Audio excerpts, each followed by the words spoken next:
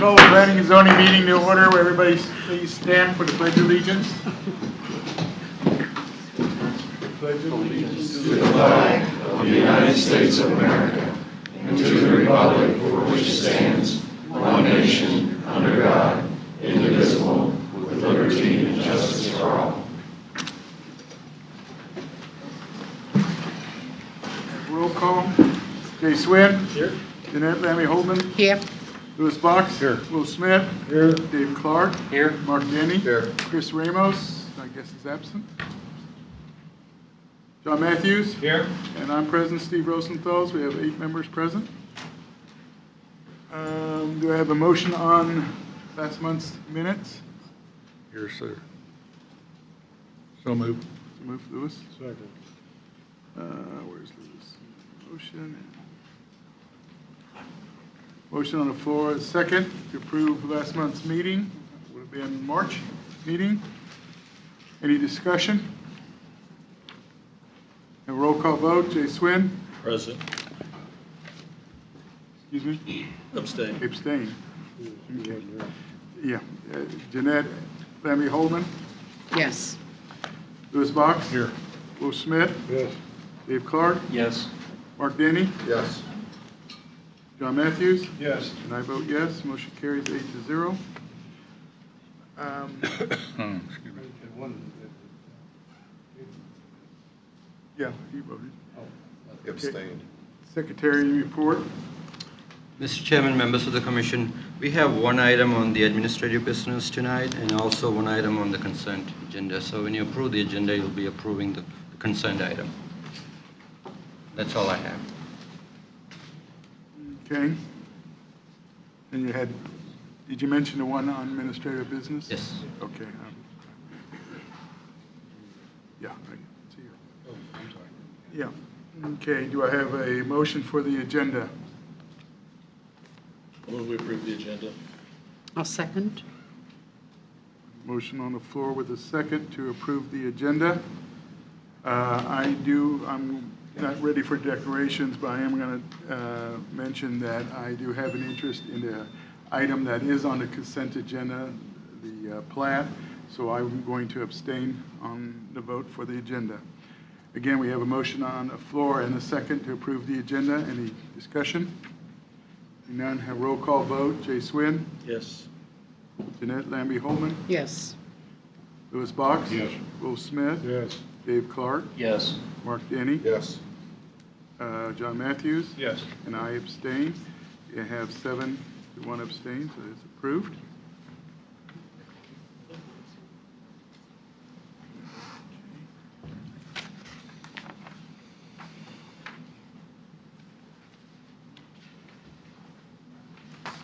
Okay, I don't have anything on the administrative business in my packet, so Here's one, Jay. Yes, good evening, Mr. Chairman and Commissioners. This is case number DEV 19-045. This is almost identical to the one we had last month. There is a restriction on the plat. This is an old plat that says 1 entrance per lot. However, that does not meet the new access management policy, so we are requesting that the restriction on there be changed from 1 drive for lot number 2, with entrances are subject to the current access management policy. all right, it's not a public hearing item, No. correct? Correct. So any questions? Public Works have any comment on that? This is a driveway entrance. We concur with the recommendation. Request from where I used to live. Okay, I entertain a motion. I move we approve case DEV 19045. Second. And that was who seconded? David? Motion on the floor with a second to approve case number DEV 19-05, administrative request. Any discussion? None. A roll call vote. Jay Swin. Yes. Jeanette Lamby Holloman. Yes. Louis Box. Yes. Will Smith. Yes. Dave Clark. Yes. Mark Denny. Yes. John Matthews. Yes. I vote yes, motion carries 8-0. Okay. Any declarations before we go any further? Not hearing any, we will start off with our first hearing item. Case number DEV 19-030, consideration of the preliminary plat for Pride Estates, 9-lot subdivision on a tract of land in the northeast quarter of Section 11, Township 10 South, 22 east of the 6 p.m. in Leavenworth County, also known as 0000 151st Street, transmitted by Herring Survey Company. This is not a public hearing item. The planning staff will now give you a report. Good evening, Mr. Chairman and Commissioners. This is case number DEV-19-030. This is a request for a 9-lot subdivision located near 151st and Lynn Road, which is just east of the town of Fairmount. As you may be aware, the town of Fairmount is an ancient plat. Those lots in there are approximately usually around an acre to an acre and a half. It's completely built out. The area in question has been built out to the south and again to the west. There are a couple of large tracts of land which have not been developed. However, this is located within the City of Lansing's urban growth management area. As I said, the applicants are currently requesting a 9-lot subdivision. They have proposed the extension of Lynn Road across 151st Street, which staff is supportive of the extension of Lynn Road. This is classified as a Class B subdivision. That is, again, because it's located within an urban growth management area. Lynn Road is classified as a local road. According to the Leavenworth County subdivision regulations and also the access management policy, the extension of Lynn Road should occur all the way to 147th Street in the future. And that will be the central thing that we talked about this evening.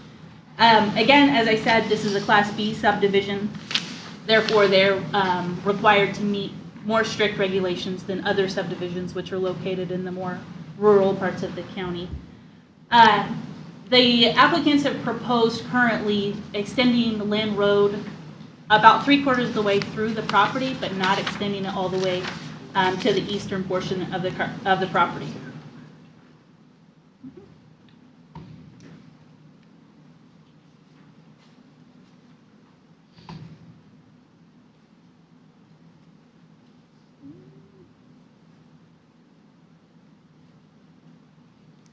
Pull up the plat really quickly.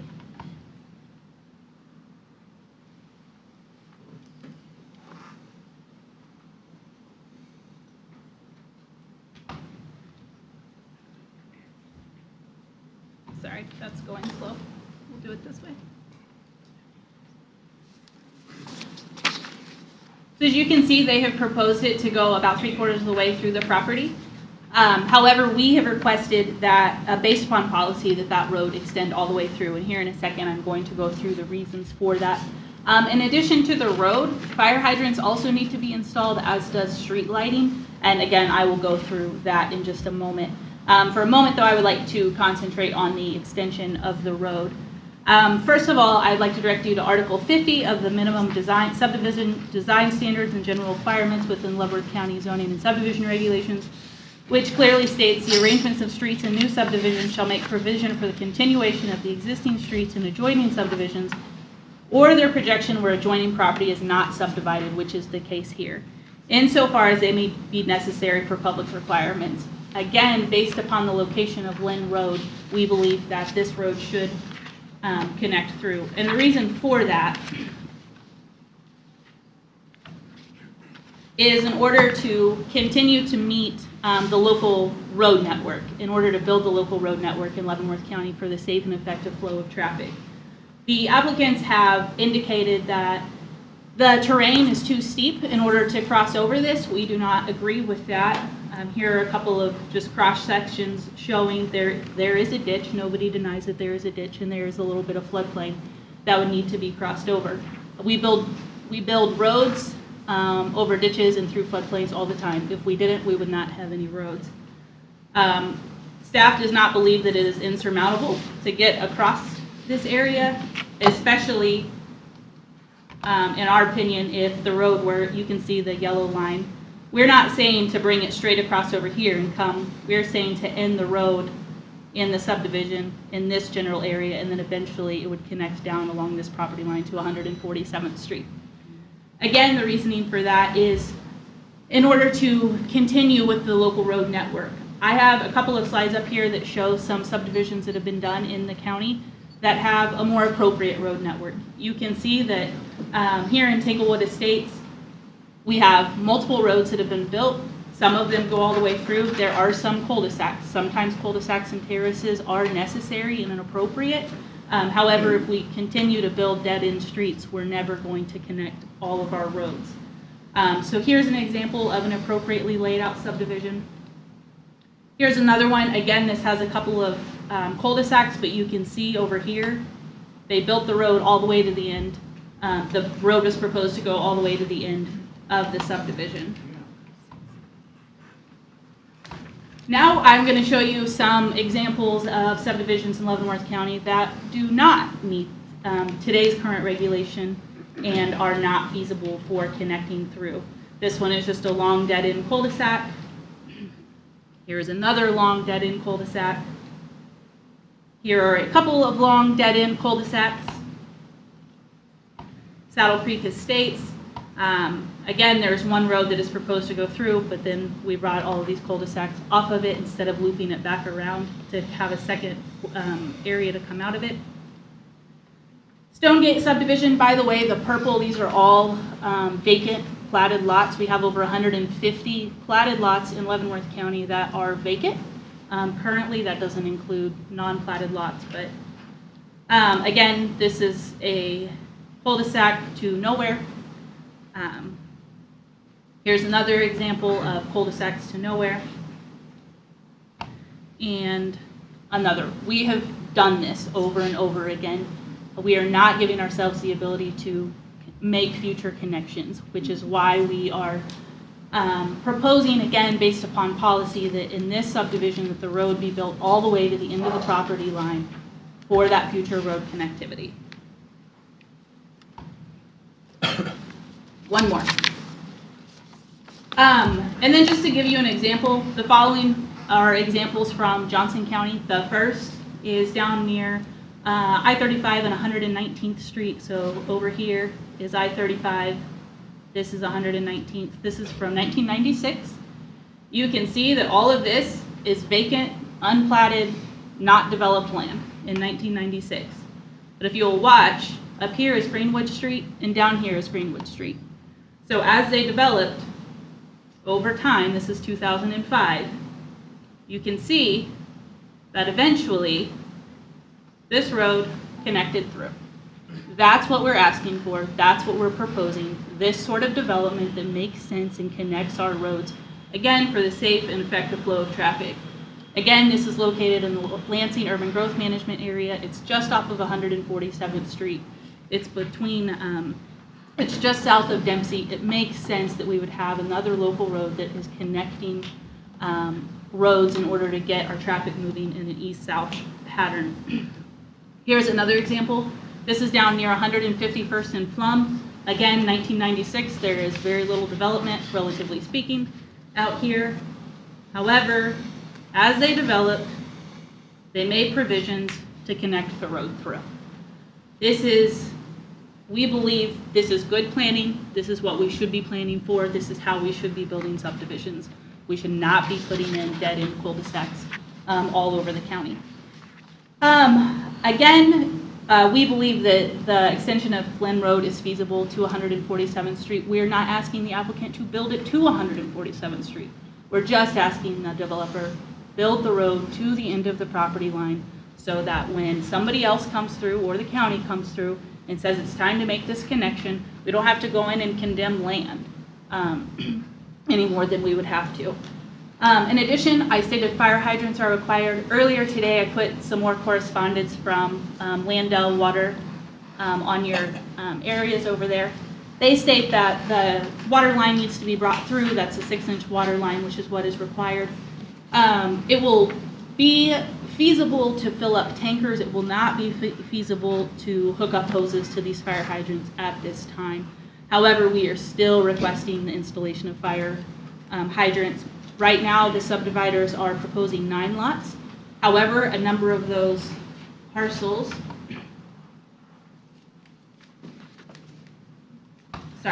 a number of those parcels could be resplit, especially those two that are on the easternmost part of it. I think one of them is 14 acres and the other one is around 12 acres. They say that, they have no desire to do that, and they may not. However, as we all know, eventually this property will change hands. So we want to make sure we have the infrastructure in there to support the ultimate density that we may have. We're also requesting, based upon regulations, that streetlights be installed. As I stated in my report, the applicants have not submitted a lighting plan or street lighting. That is required as far as staff is concerned. They have requested a waiver for sidewalks. Staff is supportive of that. The City of Lansing is supportive of the waiver to sidewalks. And of course, we are supportive to the requirement of connecting to sanitary sewer. We are supportive of the proposed development in the event that they meet the requirements that we have stated. We are not supportive of it as it has been submitted. If you have any questions, Public Works is here, we are here, the applicants are here, and with that, I will turn it over to you. Thank you. Public Works, you have anything to add? We concur with the recommendations of planning and zoning. With the road standards? Yes. Okay. Did you mention lighting? It was on there. Yes, Yes. sidewalk lighting, yes. Yeah. Okay. Or, sorry, not sidewalk lighting, street lighting. Street lighting. All right. Any questions of staff? Anybody?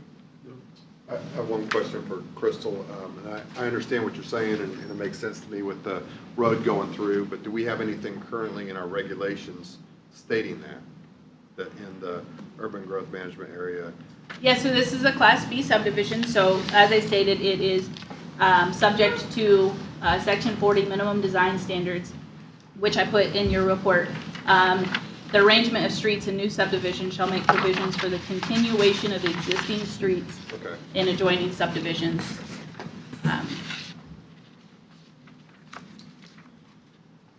Could that also be just an easement left open for that road to be built at a later date instead of spending the money to build the road right now?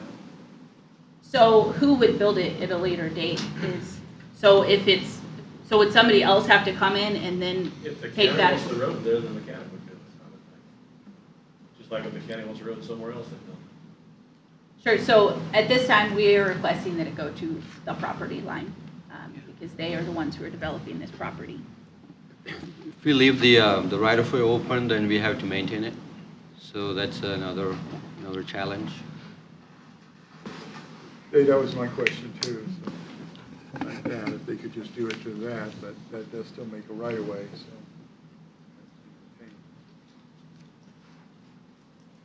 Okay, any other questions? Okay, does the applicant wish to speak?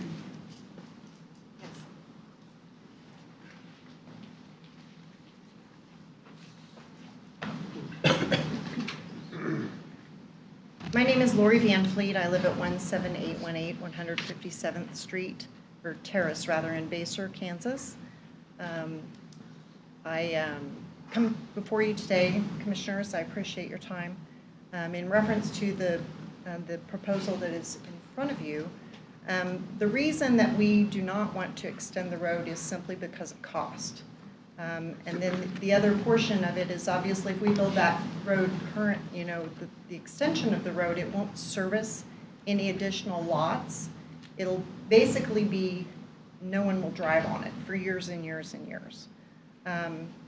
I've been here in the county since I was in 3rd grade.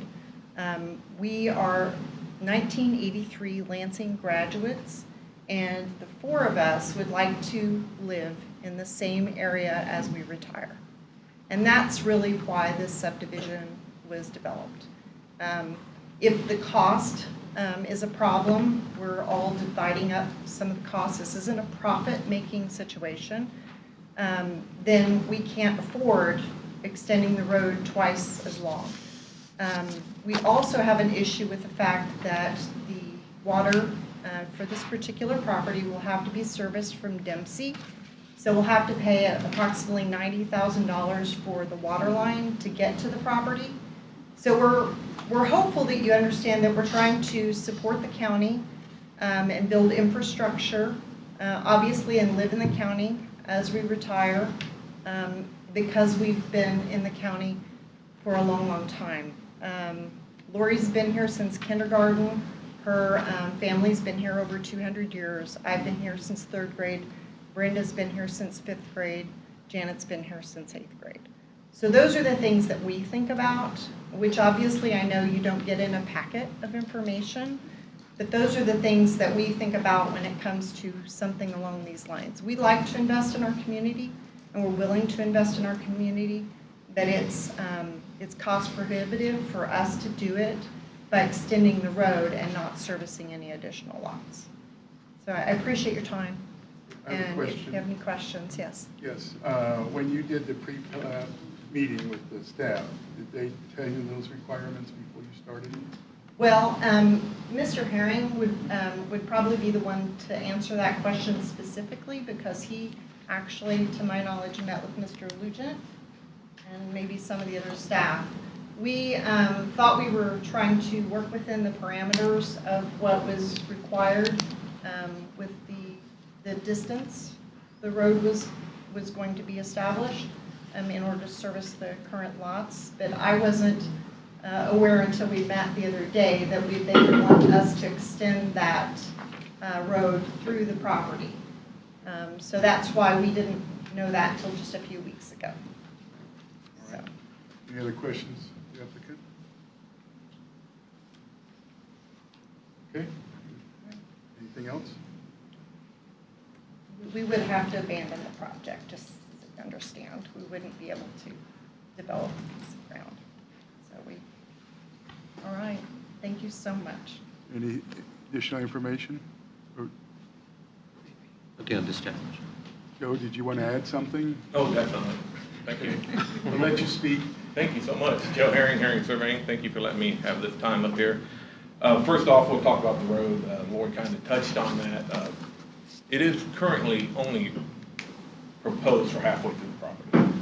The second cul-de-sac you see was the proposal for future development to put in there, and ironically enough, they did suggest that to protect that for future development, put more lots in there, but every 2.5 acre subdivision that's come to you previously, or idea of a 2.5 acre, it's always been deemed too many septics. That's too many.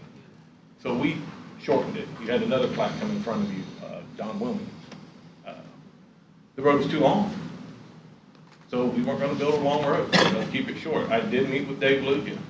Dave Lujan, the former Public Works Director, said this meets our policy. This is what we want to see. This is good. We do not want to see the road go to the floodplain. Makes no sense. So that's why the road is where it's at. First off, Lansing Grove District, it is in there. Matt Schmitz has reviewed it. He is fine, in my opinion, with the layout. He has no desire for that road to go through 247th Street. He doesn't understand it. He actually says I have no comment on it. He does like the road being protected going north. That road going north between the last two lots is protected, future right of way. And if the road going east was protected to the east line, would actually meet in your standard, your Article 40. The ground needs to be protected for the possibility of that road going through. And my clients don't have a problem with protecting that road to go through. My clients have a problem with making them build that road because it does not state this in this policy that was given to us. After several requests to get that, we finally received an email from Jeff Joseph on March 22nd with the correct policy, the one that they want to enforce upon this. He also attached policy, which one was it? Resolution 2018-2, which I believe was also enforced on Wooded 3-lot subdivision you guys approved for Carol Bohannon, the extension of 4H Road through the north side of their property. They protected the area. They did not build it. It is a protected area. The county doesn't maintain that area. The property owners maintain it. If the road is built, guess what? The county will maintain a 1,100-foot road that goes to nowhere, that is not used, that will have to remove snow, keep it up to standards, and I'm not 100% sure that your county wants to do that. Or my county. You know, that's just more tax dollars spent for holding onto a road that goes to nowhere. So we went through the plats, and we'll start on this one, right there. It only goes halfway. The road's protected to go north to connect to the Kraft property, which could be developed further in the future. The 2 lots to the east can be developed further in the future, and if at that time the road is extended all the way east to the property line, then that will have to happen. But right now, we're only protecting a little bit of the way, and if we have to protect to the east line, they will do so. Crystal, can you go through your good, bad subdivisions you showed, and let's have some comment on those? I hadn't seen this part of the presentation, so it was kind of new to me.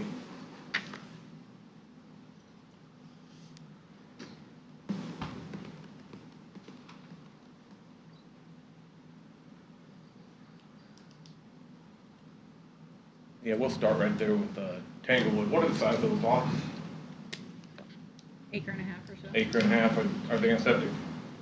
I believe they are. No, they're not. They're not on septic. They go to a centralized lagoon system. And the area, the thought process behind that with those lots were going to be, everything was going to be developed and go to that one lagoon system and eventually be picked up by Bonner Springs. This area is in Lansing's edge of their growth district. They have no desire, no plan on sewering this property. It is in the 3rd priority for annexation in this floodplain. You can look at their comp plan. I was actually on the planning commission when it was developed. It's the 3rd priority. That means it's not going to happen in our lifetime, the way annexation is going right now. It'll be good if it happens in my kid's lifetime. So the next one we go to is Woodridge, which is a nice subdivision done by Jerry Riley. One road extends north, but you have 4 cul-de-sacs that go to nowhere. And that's the bad thing right now. That's what's been pointed out as a bad thing. They don't extend anywhere. The one to the west could have went up and served a large tract, but it didn't go through. There had to be a reason for it, much like a floodplain, terrain, or anything else that was shown on most of these other slides. They either have a steep hill or 8 Mile Farm has a major highway to the south of it that they don't get access to, so it had to stub out. But you look at this layout and pull up Saddle Creek. This was a good subdivision. Saddle Creek, this was a bad subdivision. This was part of the bad presentation. 1 connection, 3 cul-de-sacs. That's bad. But Woodridge had 1 connection, 4 cul-de-sacs, and that was deemed good. Where's the consistency in this? You guys strive for consistency up there. You talk about it every time you're up there. We need to be consistent. Don Wilming's one that was denied because the road was too long. Now we're asking for it to shorten the road, and it's also going to get denied, according to staff recommendation. There's no consistency there. In the future, they would protect it. They would want to keep the road there. If the county wants to build it through a floodplain, because the property owner to the east, if he builds a road, will get to put in maybe 1 additional house. It's not feasible for him to build it. Building through a floodplain is expensive. It is done, but it is expensive. And you can ask Mr. Van Fleet, the owner of this property, who happens to build roads. And it's just, it's just not something that I don't think it's a good idea to take it to a floodplain. I don't think it's good planning, just my opinion. Of course, most of those subdivisions that were bad up there, I say good planning, bad planning. They were saying good survey, bad survey. Most of them were mine, so don't think I didn't notice that when they were coming across the board. The lights in a county subdivision. This will be the first one. The very first one that will be approved with lights. I don't know one county subdivision, even Benny Phillips, right next to the city of Lansing, that has streetlights. We have special use permits all the time up here talking about, let's light the arena.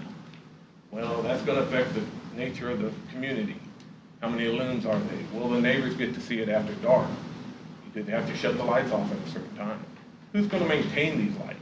The county taxpayers are going to maintain these lights. The county taxpayer is going to pay the electric bill for these lights. Again, I'm not sure the county wants that. I know I don't want to pay for their lights on their street. I don't want to pay for the maintenance of an 1,100-foot road that's not going to get any use. So we're asking for approval of the plat. If it's not as submitted, I have an email from Public Works Director, the new one, Mike Stuckemeyer, that says the roundabout, not really needed, it's more of a nightmare, a headache for maintenance, and he asked for that to basically be removed. We have no objections to removing that. It was only placed there because it was to avoid a safety issue.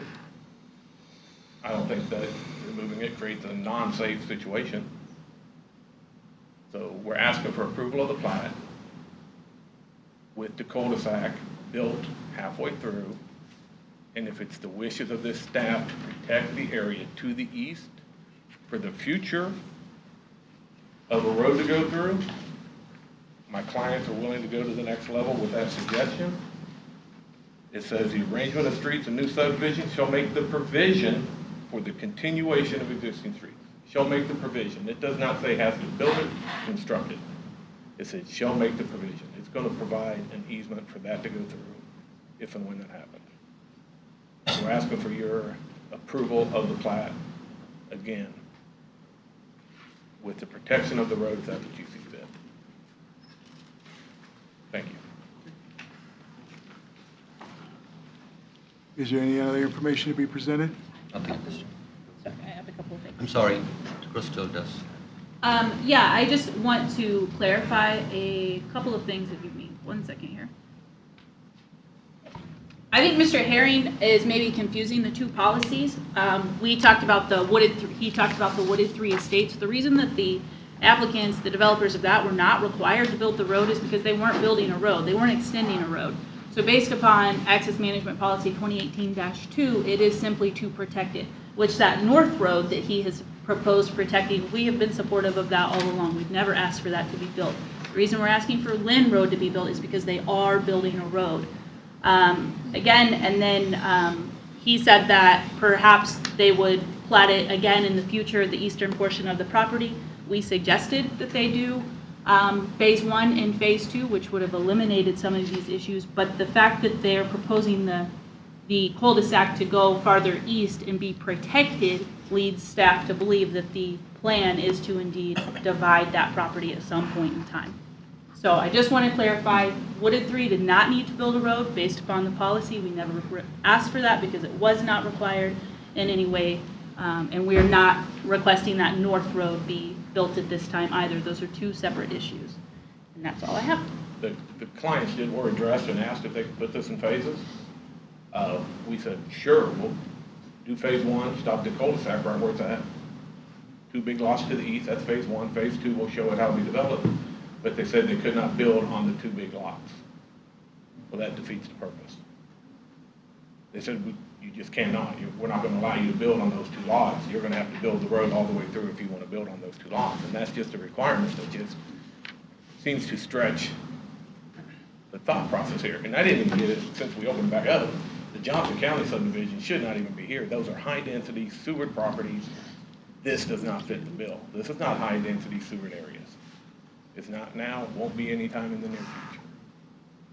So those slides in there we just didn't belong, in my opinion. Again, we're asking, yes, the division of the 2 lots to the east can be further divided. If we want to protect, remove that second cul-de-sac and extend that to the east property line, the clients are willing to do that. The clients are not willing to build the road and be forced to build that road when no policy states that it has to be built to the end. I've not seen the policy. The policy said it was a public works decision. It was a public works decision. When it came down to providing the policy, it came back as a planning and zoning issue. It took them 2 weeks to find that policy to send it. Although it was told that we were told 3 times in a meeting where it was, and we looked at every place where they told us and it wasn't there. And it's not in that Article 40. Make the provision for the road to go through. They will do it. They'll make the provision. Build the road, it does not say. It does not. Anything else? Thank you. Thank you. Any questions or comments? Was anything else suggested on this? There's no north or south roads in this subdivision. Was that ever a thought? They're showing the north-south connection on the north side. It's just they cannot build on it. It's just an easement. Easement, but no roads going north or south. Wouldn't that be something that would be a good thing? This time we don't have any plans for, it doesn't connect any roads to the north right now, so Well, no. we don't know where the alignment is. Either going east doesn't connect to a road either, going east. Yeah, going east, it's closer to 147th Street, so that's why we were recommending that. But if you're Because talking they're about building- future they're- development, wouldn't, They're building this road, so that's why it's an alignment that connects to the next street over. and how about the length when it goes all that far? I know we had a problem with length streets that ended. Is that too long, or is this, what length is that as it goes all the way to the end? It's just a connection. There'll be a stub out at the end, turnaround at the Okay, end. so it's not a cul-de-sac, you just don't want the cul-de-sacs that long, is that correct?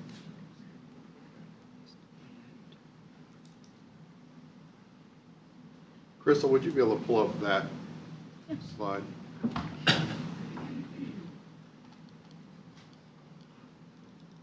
I don't know if you can zoom in or not, but the parcels to the east, 19, where the road would stub out, 19 and 18. Do we know how big those are? Those are like This 8 one? acres Yeah. and 6 acres. Okay. So the road would come out roughly, would stub out maybe to the south of the property line there, somewhere in there? or- Right, somewhere in this general area, and then eventually go along that property line. No, it'll be towards the north a little bit. I thought it would be farther up north. Yeah, it'll be farther, a little bit further up. Probably where your cursor is. It depends on the terrain where it's Right, yeah. feasible to. I guess my question is, if that road goes all the way through someday to 147th Street, how many more lots, buildable lots, are we gonna be able to get? It depends on what the property owners want to do. Right, the but with site. road frontage and we should be able to, what, 6 or 7 maybe? Yeah, under current regulations, but as we've talked about before, when we are planning for the future, we're not planning for 5 years down the road. We are planning for one day sanitary sewer will be available in this area. That's not 5 years down the road. It might not even be 20 years down the road. Right. But that's what we're planning for.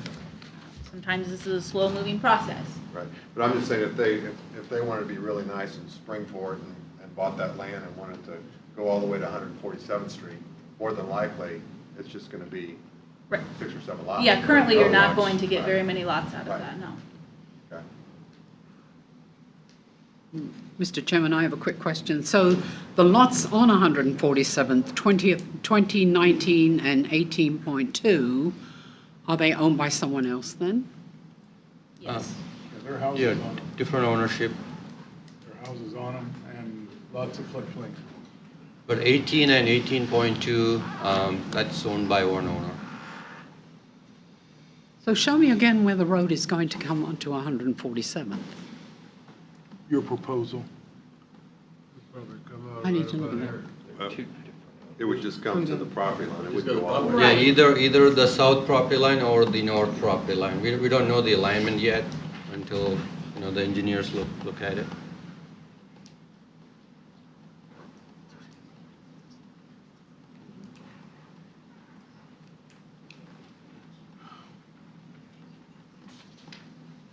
Why couldn't it go between, whatever is 19 and 18.2? I know, is the terrain so bad you can't? It's not bad, it's a small ditch, that's all it is. We can show I you the would cross say that would section. be easier, it'd be shorter. Yes, then one up and Quite a over. bit shorter, and it'd be in the middle of the property where you could sell off more lots.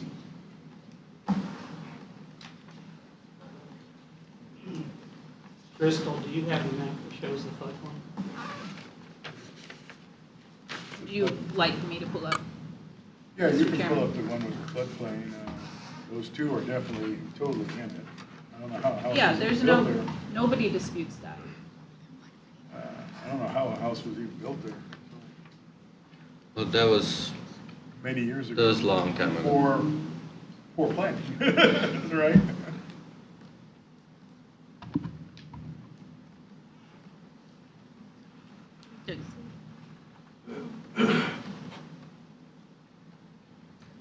Let me ask this, Crystal, is the objective that we're trying to do by having them stub that road out to the property line, is it for traffic flow, future traffic flow, or is it for better future use of the land, i.e. more lots?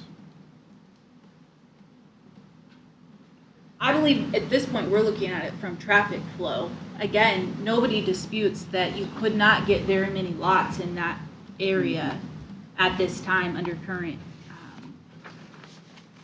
the current situation. Again, depending upon the future, one, sanitary sewer, and two, when this becomes annexed by the city of Lansing, which I understand that it may be on their third priority list, but it is on their list, then things may change. And if you will give me 1 second here, I will turn on the floodplain.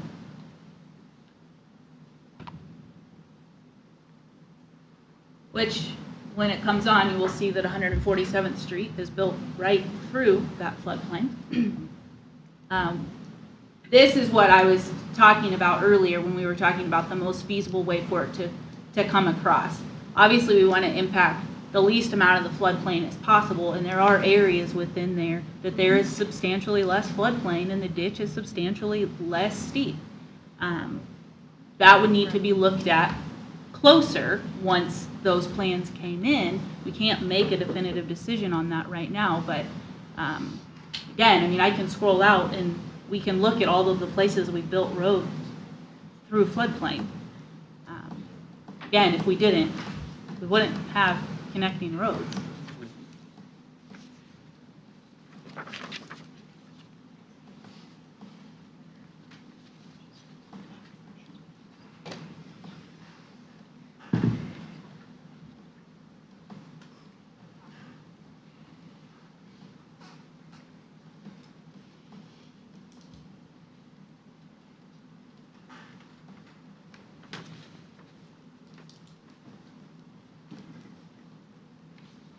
With you, I don't know where to go with this.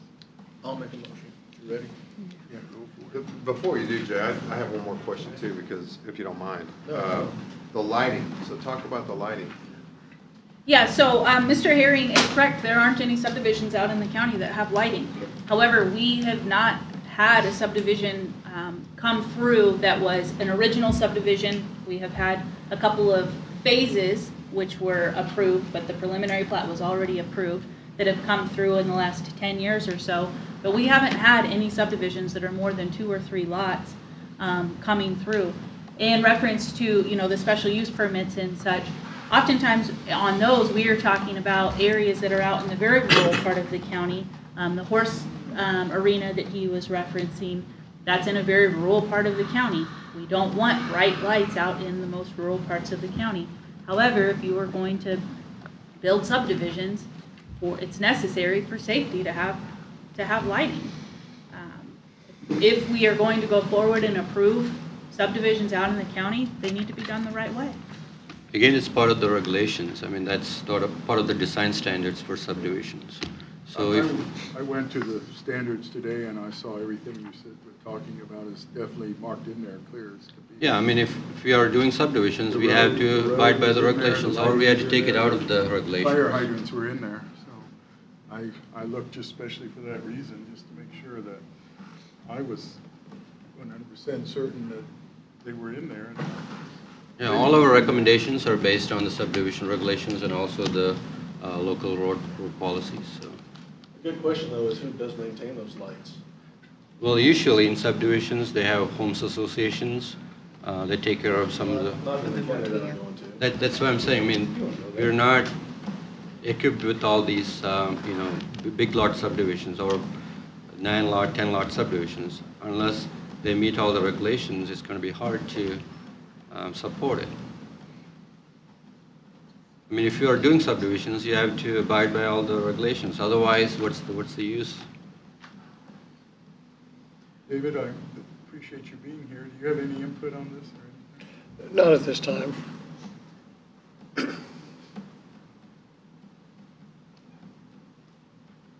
other questions, guys?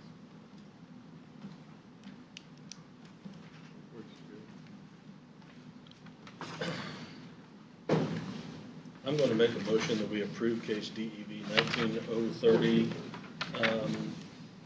striking the staff recommendation of one, requiring the road to be built, but having a provision to protect the property for the road to be built in a future time. I'll leave the lights in there and let them talk to the county commissioners about the lights. I don't know that I see that in the county that's a necessity for lights in a subdivision, but I'm okay with all the other staff recommendations. Okay, we have a motion. Do we have a second? I'll second. Who was that? Mark? Yeah.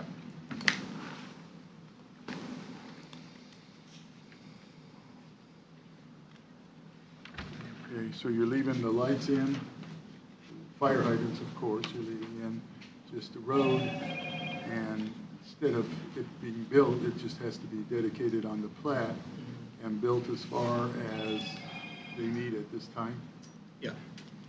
and no cul-de-sacs, correct? Well, no weird cul-de-sac. Sorry. No cul-de-sac? No interim. No. No interim. Yeah. Sorry, that's not an engineer. Everybody understand the motion? Would I like to revise the plat to show? Okay, a motion on the floor with a second made to approve DEV 19-030, a preliminary plat for Pride Estates. Mr. Chairman,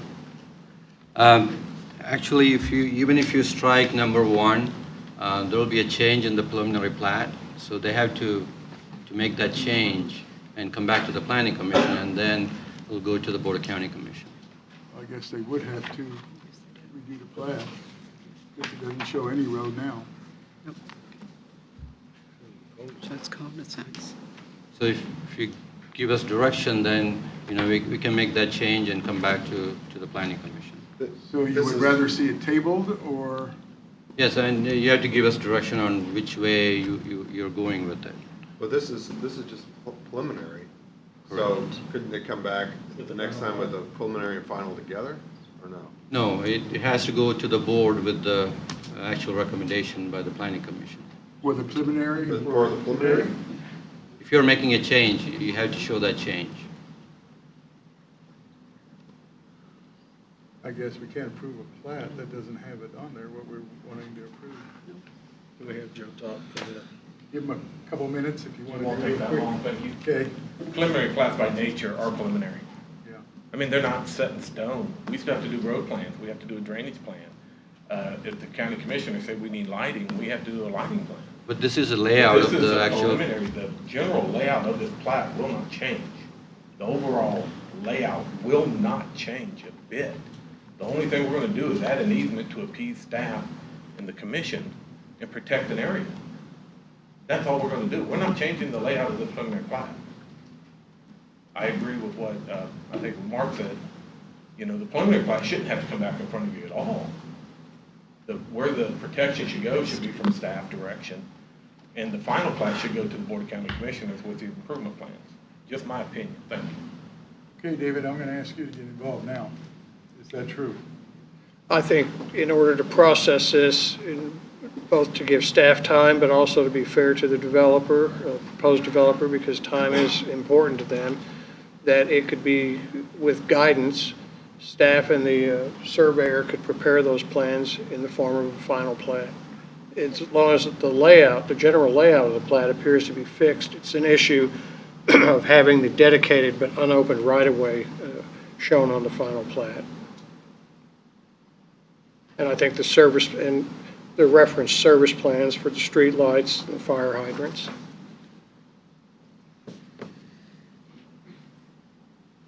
Okay, so you're saying that we can approve the preliminary? I believe so, with the, subject to the, I believe the conditions Commission Member Schwinn put in there, that the road be dedicated but unopened past the cul-de-sac.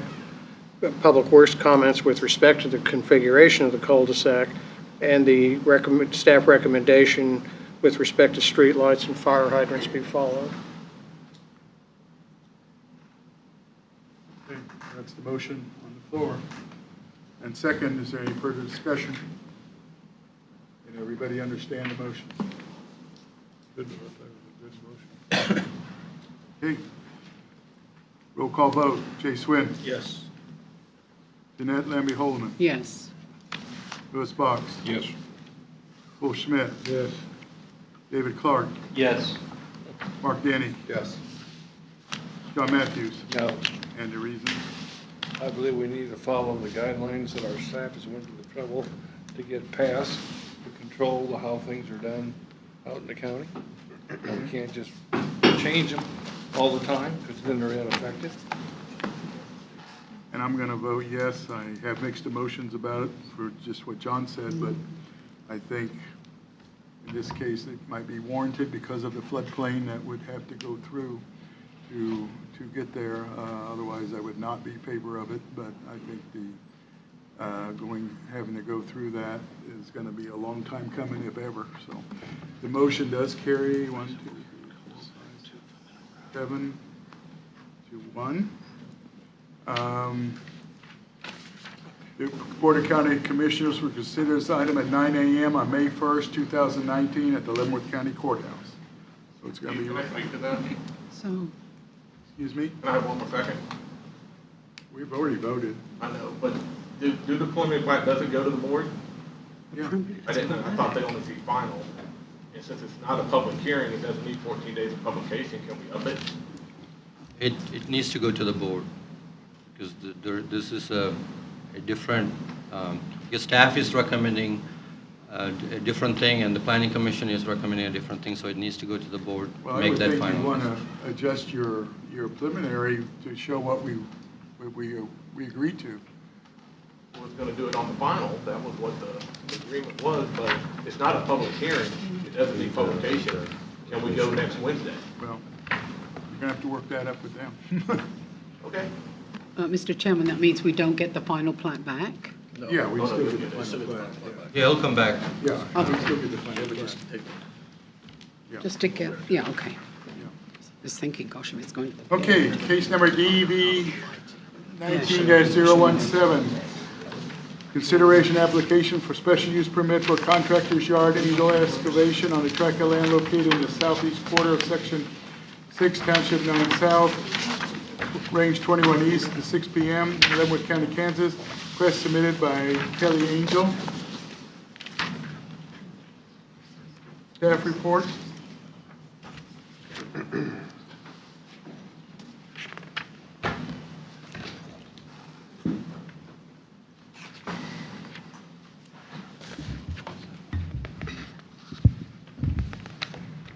Good evening, Chairman and Commissioners. This is case number DEV 19-017, an application for the renewal of a special use permit for Angels Excavating Contractors Yard. This is located at 19230 McLeod Road. This business has had a special use permit at this location since 2003. There have been no complaints regarding this business. This property is zoned B3 General Business. However, a special use permit is still required for the use of a contractor's yard. The business has 4 employees with a workday from 7 a.m. to 4:30 p.m. The employees arrive at the site to collect equipment, tools, and vehicles for a job, and then leave and return at the end of the workday. The shop is used for minor maintenance on the vehicles and equipment. There's a commercial building on the site which has been a convenience store, gas station, and liquor store. These uses are currently not open. The applicant may open these businesses again at some time in the future. The minutes from the 2013 meeting are in your packet. At this meeting, there was a long discussion regarding screening for the property. In the end, the Planning Commission modified a condition that required all equipment to be screened, instead to say that all vehicles, parts, equipment, machinery, and similar materials shall be kept enclosed in the perimeter fencing around the storage portion of the site and shall be maintained in good condition. This condition remains on this permit unless the Planning Commission wishes to add additional screening requirement. Staff recommends approval of case number DEV 19017, renewal for a special use permit for Angels Excavating, subject to conditions. The applicant is present to answer any questions you may have, as are we. You've got pictures of, is that a reason for this? Just if you wanted to consider adding a screening. This was a big discussion during the last time this was renewed. I don't know if you read the minutes from last time. We had a long discussion about privacy fence surrounding this property and all that, so. There have been no complaints, though, correct? There's been no complaints, but if you look at the pictures, there's some things you may want to consider or, require screening.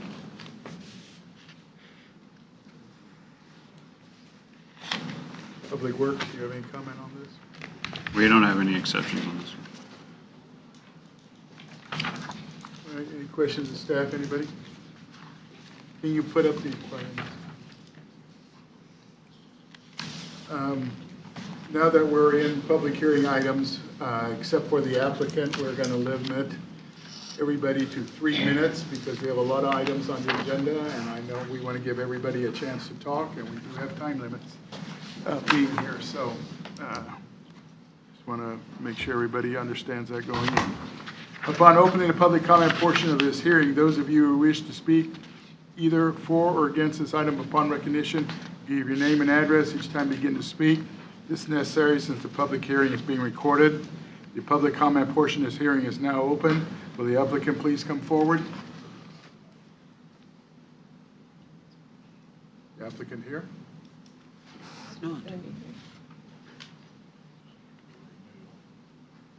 Not here? I don't think he's here. Well, we want to do, table it?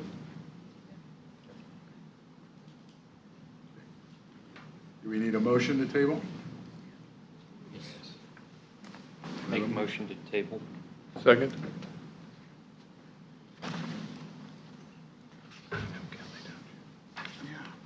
We have a motion on the floor to table. Case number DEV 19-017, special use permit for a contractor's yard. Any further discussion? Now we'll have a roll call vote. Jay Swin? Yes. Jeanette Lamby-Holman? Yes. Louis Box? Yes. Will Schmidt? Yes. David Clark? Yes. Mark Denny? Yes. John Matthews? Yes. I vote yes. Motion carries 8-0 to table. I'm assuming you're going to contact the gentleman? Yes. Case number DEV 19-019, consideration application for special use permit for a dog kennel, dog palace on a tract of land located in the southwest quarter of Section 11, Township 12 South, Range 21 East of the 6 p.m., Leavenworth County, Kansas. Chris, submitted by Mary Huberborn. Staff report. Good evening, Mr. Chairman and Commissioner. This is case number DEV-19-019. This is a renewal request without changes. The applicant is Mrs. Mary Huberborn. I don't believe I'm saying that correctly, but I'm doing my best. I did. Her daughter is actually here on her behalf this evening. Pardon me. Mary raises Shih Tzus at this property. She's been doing so for a number of years. It is considered a kennel based upon our regulations, so she's required to have a special use permit, which again, she has had for a number of years. She's not requesting any changes. By and large, she has a few litters of puppies each year, which she states are mostly sold during Christmas time. They can, of course, also have litters other times of year. However, like I said, she states that Christmas season is primarily her hot ticket. Again, she's not requesting any changes, and there have been no complaints Staff is supportive of this request and recommends approval subject to conditions. One of those conditions is to recommend approval for 10 years. Yep. Any questions of staff? Upon opening the public comment portion of this hearing, those who wish to speak either for or against this bind upon recognition will give you name and address at the time begin to speak. This is necessary since the public hearing is being recorded. The public comment portion of this hearing is now open. Will the applicant please come forward? The applicant's daughter, whatever. I'm just here representing my mom. Okay, state your name and address. My name is Kelly Bolton, and I live at 960 North 1050 Road in Lawrence, Kansas. 66047. Your mother wasn't able to make it tonight, I gather, so. No. Does you believe she knows all the requirements that are up on the board right there? Yes. And is good with all of them, as far as Yes. you know? Yes. And saying no changes, so No. I don't think we're going to have any questions. Does anybody have any questions of the applicant? No? Thank you, unless you have something else to add. That's it. Thank you. Now, before opening again, remember, we have a 3-minute requirement on that. We will now hear from those individuals speaking to wish in favor of this request. In favor of this request? Anyone here wishing to speak in favor of this request? We will now hear from individuals present wishing to speak in opposition to this request. In opposition. Is there any additional information to be presented? Nothing at this time, Chair. The public comment portion of this hearing is now closed. Are there any questions or comments, commissioners? Or I'll entertain a motion. I have one question, Crystal, on the time, and it's not necessarily pertains to this application, but the time on a kennel has always kind of confused me because it's really a 24-hour-a-day deal. I mean, it's not like the dogs go away. So, Or go to bed. Right, so that's primarily when people would be coming to pick up. right, but the main, and I get that, I understand that, but the main complaints, and we don't have any thankfully with this one, with kennels is the barking. And most of the time, the barking is going to be in the evenings, at night. Right. People are out trying to enjoy their property, sleep, whatever. So, again, I'm not wanting to hang this up at all, but why don't we just put on there it's 24/7, basically? Or are we just trying to control when the customer? Right, yeah, it's based, that's solely the customers, Okay. not obviously the dogs. I mean, we That's can't- why we have the decibel Yeah, we have requirement. decibels for the noise level, so that takes care of that day or night, Right. Okay. right? Any other questions, anybody? None, I'll entertain a motion.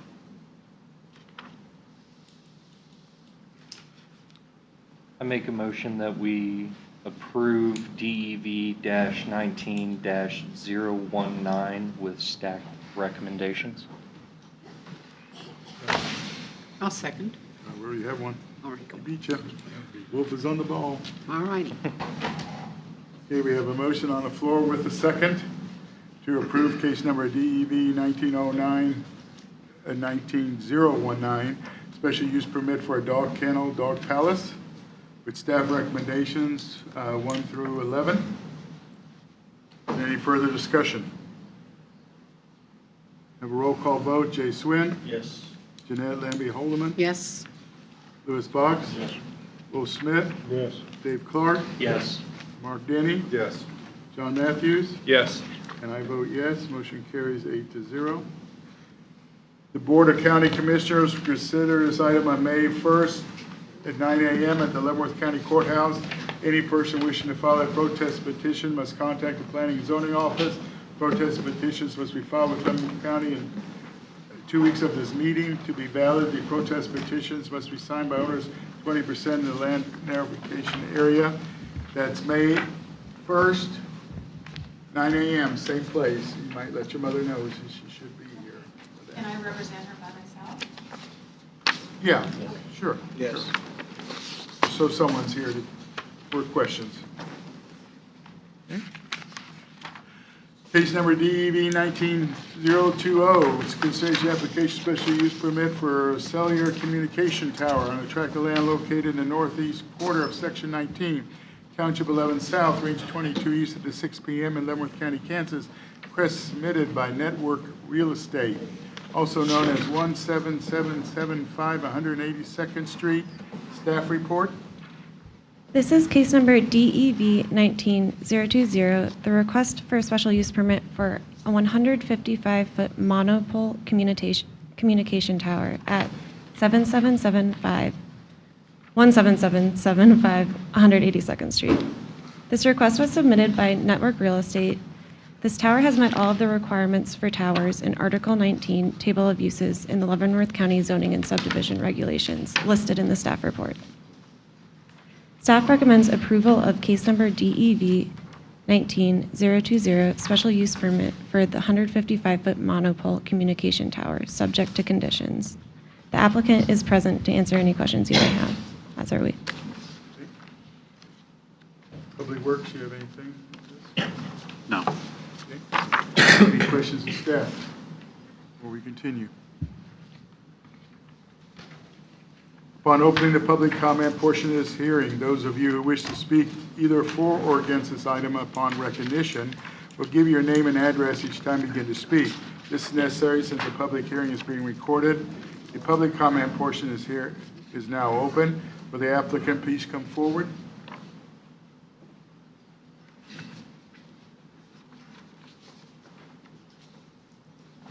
Good evening. My name is Jake Sprague with Network Real Estate on behalf of AT&T, and our address is 5055 Highway N, St. Charles, Missouri 63304.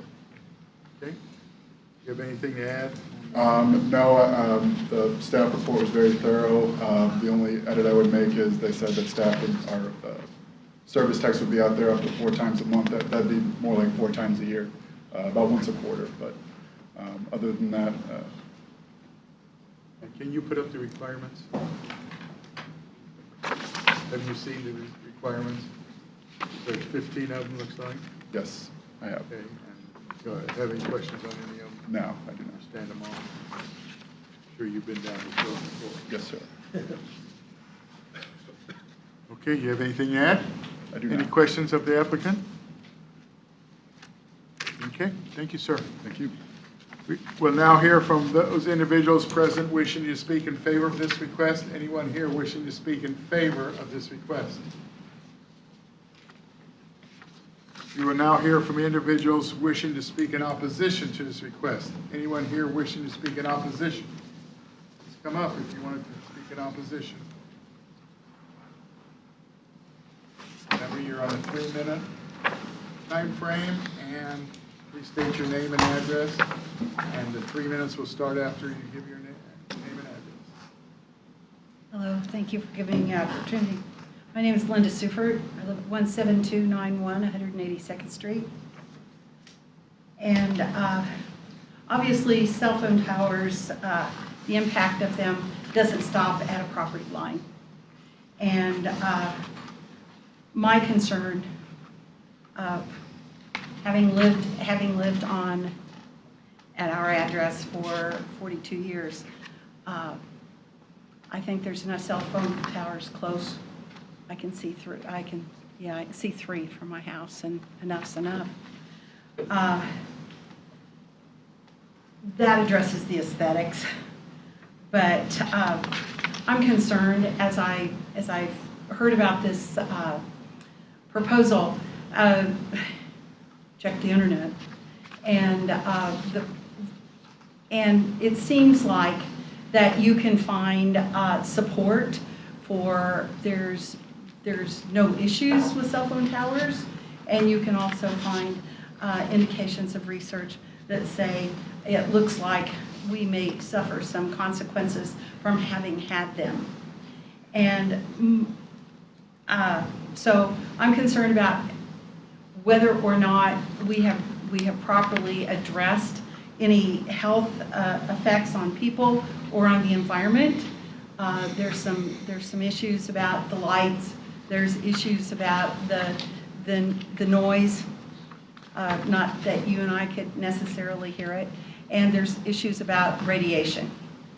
I don't want to sound like a conspiracy theorist here, but as I look at the American Cancer Society, and they go, well, there's really not any problems. And then I look at relevant research, and I'm saying, I don't know. This sounds to me like there could be an issue. When I look at the FCC, who's supposed to be protecting, well, they're not supposed to be protecting us, but when their regulations are 20 years out of date, and let's face it, that's way behind technology. I'm guessing that 20 years ago, there was only one cell tower that I could see from our property. I'm concerned that we're reaching a tipping point. I think that we've got, I think we need to think about the future. I think we need to think about our children, our children's children. And I think that health considerations that have been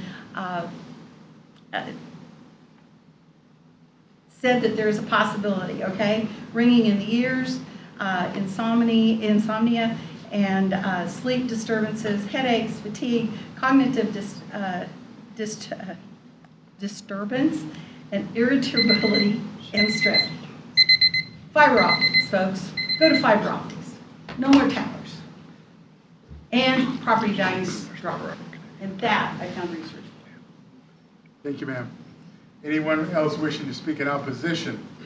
In opposition?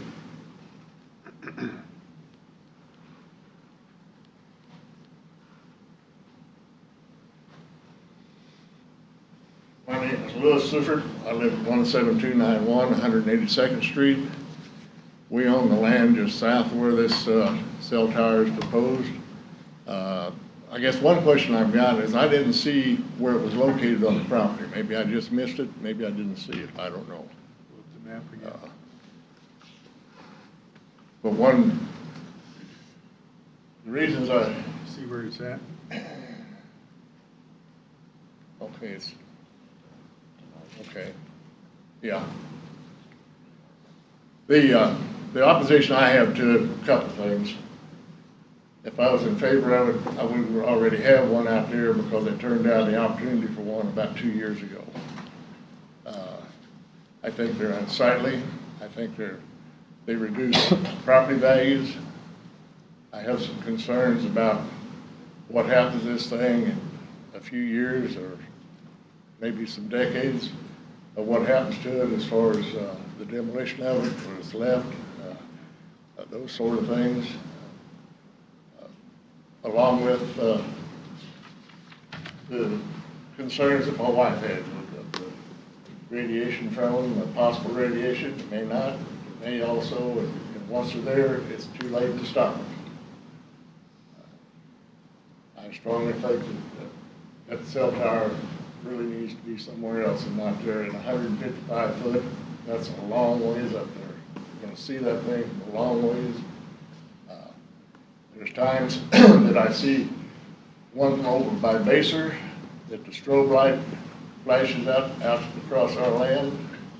I'm going to assume that there'll be one on this one, another clearance light for the airport.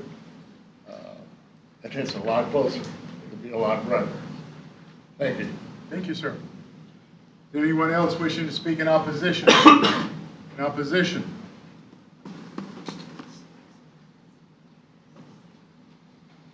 Is there any additional information to be presented? Nothing at this time, sir. The public comment portion of this hearing is now closed. Are any questions or comments, commissioners? Yes, Mr. Chairman.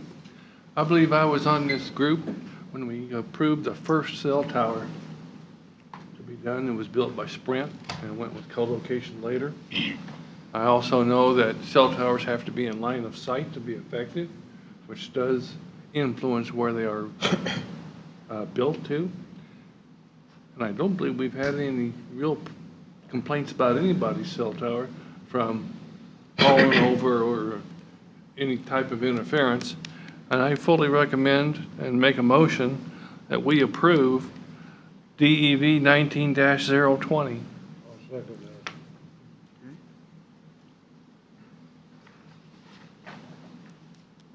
With staff recommendations, all staff recommendations, Yes. correct? All right. I believe you were on the committee. Oh, yeah. I have a motion on the floor with a second to approve case number DEV-19-020, the special use permit for cellular communication tower with staff recommendations, 1 through 15, I believe there was. Is there any further discussion? Steve, I'm trying not to say anything, but I just can't. I just gotta say it. Okay. Just to bang the drum one more time on putting a minimum on the TIF, because for 25 years, we're getting less than a gallon of gas.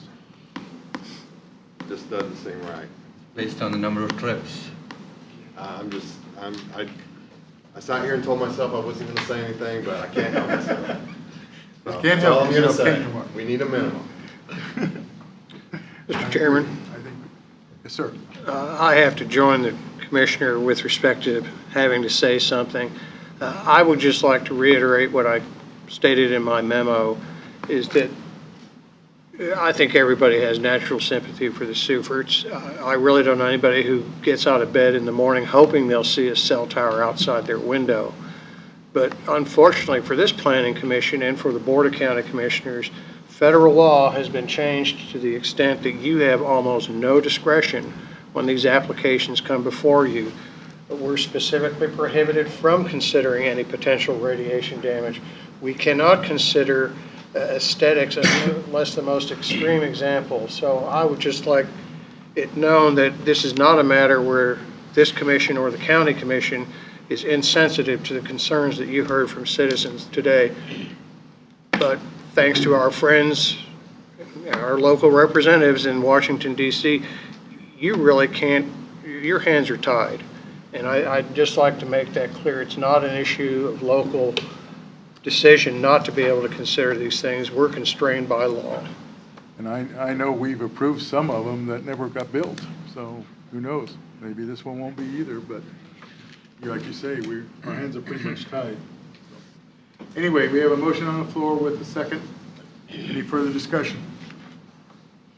I have a roll call vote. Jay Swin. Yes. Jeanette Lammy Holman. Yes. Louis Box. Yes. Will Smith. Yes. Dave Clark. Yes. Mark Denny. Yes. John Matthews. Yes. And I vote yes. Motion carries 8-0. The Board of County Commissioners will consider this item on May 1st at 9 a.m. The Leavenworth County Courthouse. Any person wishing to file a protest petition, contact the Planning and Zoning Office. Protest petitions must be filed with Leavenworth County within 2 weeks of this meeting to be valid.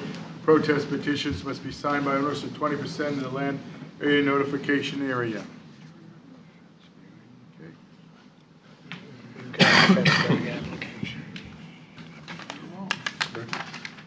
Case number DEV 19-022, consideration application for a special use.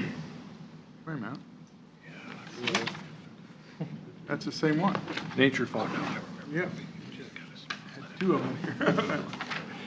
Case number DEV 19-024, consideration application special use permit for a landfill and excavation. No. Those two are on the nature farm. 2-2. Well, okay, we're messed up here then. This one says 2-2, but it says so. Okay. All right, I'm sorry. Let me take this first line out because it does say that. Okay, now we're on the right track. EV 19-002, consideration application for a special use permit for agribusiness next to Nature Farm on Lot 6, Bentwater subdivision in Leavenworth County, Kansas. Also, is a request submitted by Shad and Megan Gilliland, also known as 2338 Kissinger Road. Staff report. This is case number DEV 19-022, request for a special use permit for an agribusiness next to Nature Farm. This agribusiness will be located at 23338 Kissinger Road. The property currently operates as a farm with a vegetable garden, chickens, goats, and peacocks. The northern 6 acres of hay on the property are harvested for feeding animals. An orchard with 100 fruit trees were planted on the south side of the property in 2012. There There are also beehives, and the applicants participate in county fairs, festivals, holiday markets, and other events selling their beeswax, honey, and other products. The applicants are proposing a 30 by 60 wick building on a slab foundation to act as an agricultural education center on the property. This will be a center to teach about bees, beekeeping, and agricultural programs with a classroom space. The building will also have a commercial kitchen. This will provide a space to produce the farm's honey, beeswax products, and select cans and preserved products. This commercial kitchen will be available for small agribusiness entrepreneurs who do not have access to facilities to rent space. The building will also have a small retail space to sell Next to Nature products and other select agribusiness and agricultural items. The applicants are aware of the requirement that an engineered septic system is required for the construction of the Agricultural Education Center. The applicants are planning to expand the orchard area on the property to include berries and plants. A parking map has been submitted which shows a total of 48 9x18 available parking spaces on the property in designated areas on either side of the driveway. In the future, the applicants are proposing the possibility of adding a greenhouse. They are also expecting to operate short-term housing rental out of their home on the property. This is not expected for 2 to 3 years until after the education center is constructed. Once utilized, it is expected to be 2 rooms rented out with 1 to 4 guests maximum at an average of 15 weeks per year. The hours of operation are Wednesdays through Sundays, ranging from 9 a.m. to 9 p.m. The applicants are requesting a maximum of 1 additional full-time employee and 3 part-time seasonal staff. A sign permit application has been submitted for a non-lighted 8 by 6 foot sign to be placed at the end of the driveway. Staff recommends approval of case number DEV 19-022 special use permit for an agribusiness Next to Nature Farm, subject to conditions. The applicant is present to answer any questions you may have, as are we. Thank you. Okay. Public Works, have any comment? Is this a gravel road? Kissinger Road is a gravel. Any questions of staff, anybody? Upon opening the public comment portion of this hearing, those of you who wish to speak either for or against this item upon recognition will give your name and address each time you begin to speak.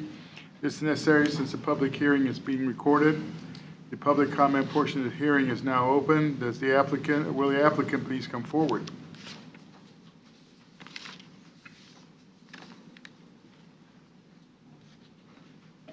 Good evening. My name is Chad Gilliland, owner-operator of Next to Nature Farm, 23338 Kissinger Road, Leavenworth, Kansas. Okay, continue, I'm sorry. And we're proposing to put in a 30 by 60 metal building to support our agribusiness, agritourism business that focuses on the critical importance of honeybees and pollinating insects to agriculture in Kansas. I'm a beekeeper of 5 years, and in the last 5 years, we've turned a hobby into a business, and we propose placing that business with an education center to really discuss and show the importance of the critical importance of honeybees to agriculture in Kansas. Have you seen the requirements that are up on the screen now? Yes, we have. You have any questions on any of them?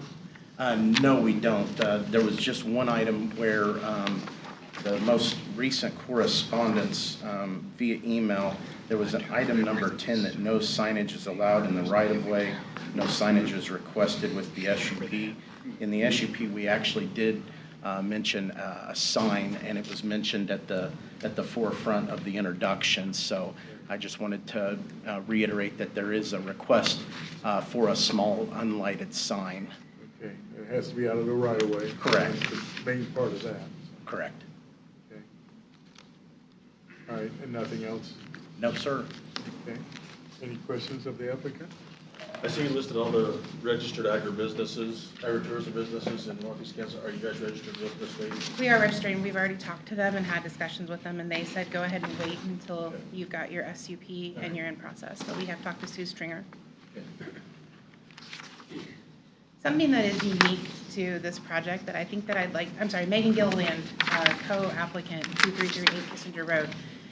Something that I just wanted to mention that's really unique and different and very innovative with this project is that we are putting a commercial kitchen in. It's for our purposes, but it's also for the purposes of other entrepreneurs in the county.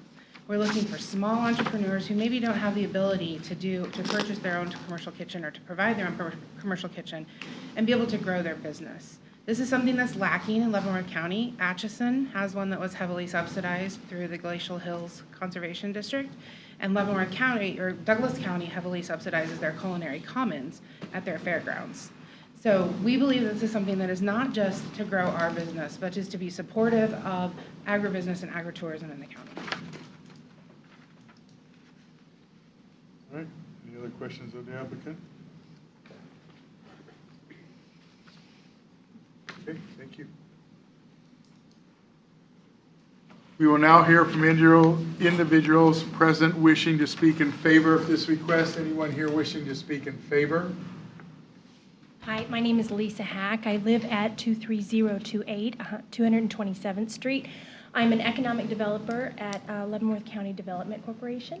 I'd just like to say that we are in favor of this business and their SUP. We just want to say that the 4 years that they have been in business, 5 years have been in business, they've shown their expertise and their skill and their success. In an economic value, they're going to provide jobs, they're providing capital investment in our county, and because it's agritourism, they're bringing outside money in. So these people that come to visit are going to be buying gas and buying food and looking for lodging. So we really value that. I just think that the economic value and the environmental value is extremely important, and I'd like to express my support. Thank you, ma'am. Anyone else wishing to speak in favor of this request? Favor?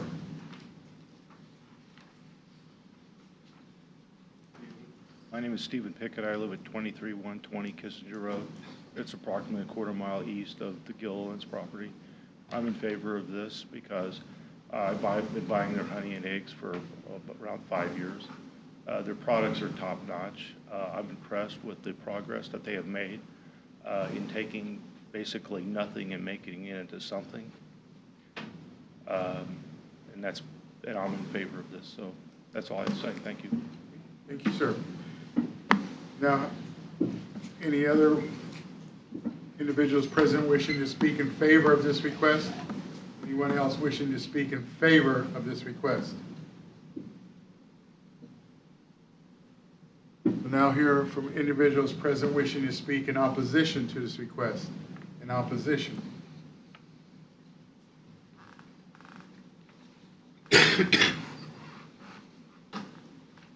Sort of on the line about being in favor or against.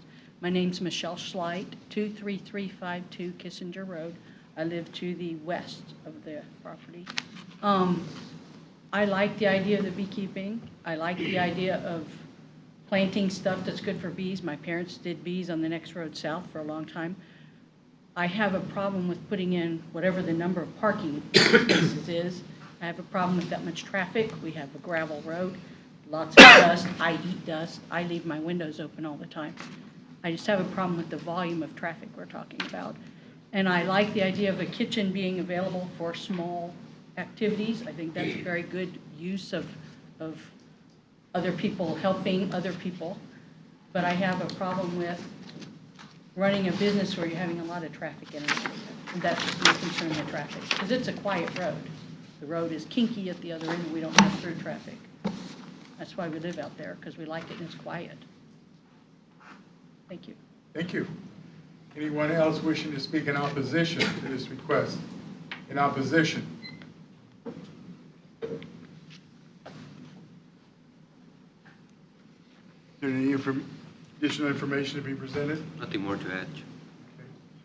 The public comment portion of this hearing is now closed. Are any questions or comments, commissioners?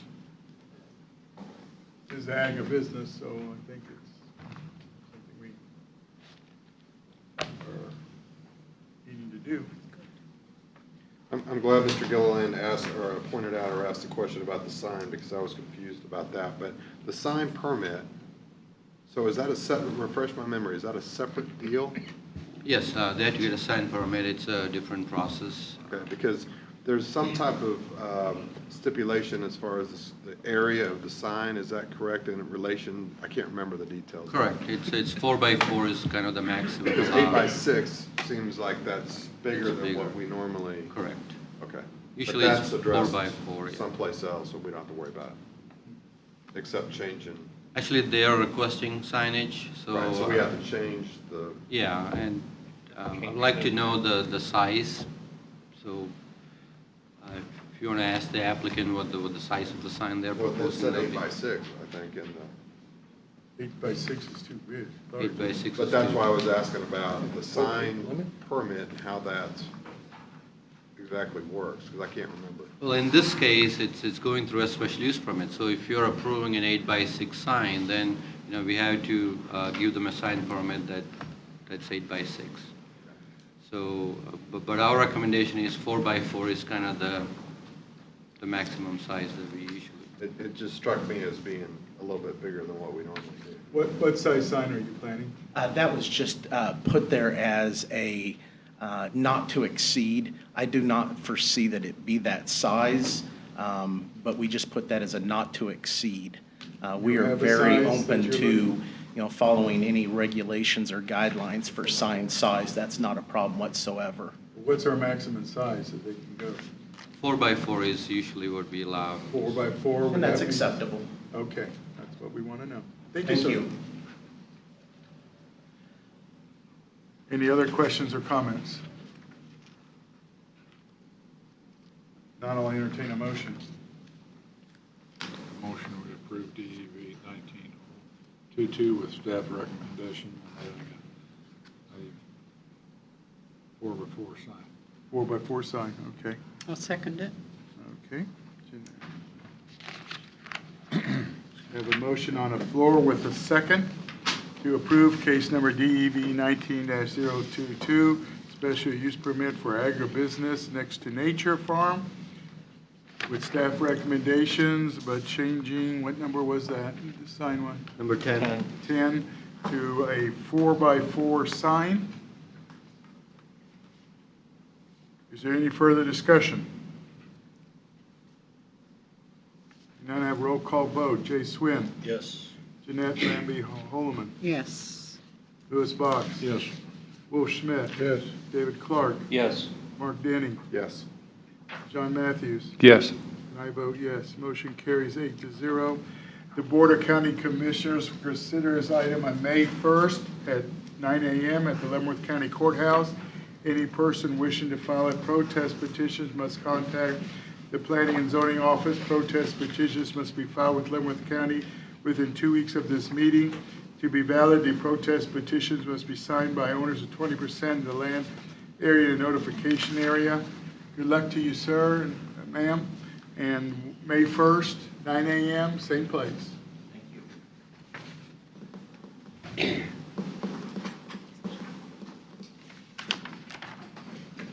Case number DEV 19-024, consideration application for a special use permit for a landfill and extrication of raw materials for C&D landfill and rock quarry, flat land excavating on a tract of land located in the northwest quarter, Section 20, Township 8 South, Range 21 East at the 6 p.m., Leavenworth County, Kansas. Request submitted by Flatland Excavating LLC, also known as 31358 227th Street. Staff report. Yes, Mr. Chairman and Commissioners, this is case number DEV-19-024. This is a renewal request for the existing quarry. There are a couple of small changes that the applicant has requested. Just a little bit of history on this parcel. It has been in operation as a quarry since at least the 1950s, maybe even before then. It was owned by the county at one point in time. I believe then Hams took it over, and then Larkin Excavating had it, I think, since about 1987, 88, something like that. Flatland Excavating purchased this in 2018, so just last year. Essentially, they are requesting to just, again, renew the special use permit that has been allowed since at least 1987 with a special use permit. Like I said, it's been in operation before then. A portion of this is a rock quarry, as is stated in the report, and then after they've quarried out the rock and put it on the crushers and done the things that they do with that, then they fill it in with C&D material. The applicants are requesting that they be allowed to continue with 4 blasting cycles per year, which is what was previously approved. That is done by an outside agency. They do the pre-blast studies and such, which are required. Again, 4 times a year. They're not requesting any changes to that. Again, it is also a landfill for C&D material. This requires a KDHE permit, which the applicants have. They have maintained that and are in good standing with this state. The applicants indicate that there is somebody on site at all times when the operation is operating. That was awkward. Previously, the quarry and C&D landfill operated from 7:30 a.m. until 4 p.m. Monday through Friday. The new applicants are requesting a change in the hours of operation. They're asking that they be extended from 7 a.m. until 5 p.m. Monday through Friday, as well as 8 a.m. until 5 p.m. on Saturdays. They've also requested up to 10 days per month with extended hours up to 8 p.m. And then they have requested that they be allowed to recycle material. That just wasn't in the previous narratives for the previous SUPs, and I will let them talk to you more about what that entails, but essentially just pulling out things that could be recycled instead of throwing them into the landfill. So they just want to make sure that that is being approved in here. The applicants indicate that traffic amounts can vary substantially. Some days they may have no truck traffic, and other days, they may have 25, 30 trucks coming in. They do accept private business. They pay a fee, obviously, to come in. Staff recommends approval of this. In our recommendation, we are recommending approval with the additional time. However, we did not put a condition in there for the additional 10 days. That is something that we have talked about. It's kind of the occasional idea. Now, this is being listed as 10 days, but which 10 days? So I wanted direction from you about whether or not we wanted to allow that to be open until 8 p.m., 10 days per month, or just do the extended hours Monday through Saturday, essentially. The applicants are here and will answer any questions that you may have, as will we. Okay, Public Works. Prior owners of the quarry did extend, I think it's 227th Street from the road down, so it's hard surface to the gate, if I remember correctly. Any questions of staff? Can you put up the requirements? Yeah. Upon opening the public comment portion of this hearing, those of you who wish to speak either for or against this item upon recognition will give your name and address at the time you begin to speak. This is necessary since the public hearing is being recorded. The public comment portion of this hearing is now open. Will the applicant please come forward? Good evening. My name is Christy Briggs. I am the owner of the property 31358 227th Street, known as the Flatland Excavating C&D Landfill and Quarry. We purchased the property in 2018, as they had stated, and are hoping for you to renew the permit, the special use permit, to continue the operations as they have occurred for many years at that location. The change in hours request was to put our hours in line with other quarry in the area. I believe that that is the same hours that were approved in their special use permit. And then as far as the recycling goes, we would like to try to be environmentally friendly and reduce the amount of trash that's actually deposited into the landfill and the items that we can recycle, particularly metal. Some brick can be recycled fairly easily without much additional traffic or impact to the existing operations. We'd like to have those items approved also. Did you see the requirement, ma'am? You see the requirements 1 to 14? I did. They're on the board? Yes. Is there anything you want to change on those? Tell us what The only thing we discussed just a little bit in email earlier was a clarification on the employee being there during business hours, and I just clarified that that would only apply to when the quarry was open. If it was closed for inclement weather, something of that nature, obviously there wouldn't be an employee there. Only when something is happening at the quarry. Correct, or the landfill, yeah, either one. Does that need to be spelled out differently, or?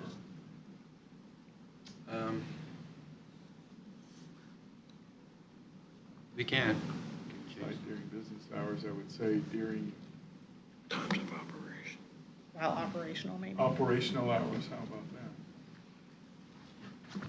that? Anything else on there? No, thank you. So would you recycle any plastics or any?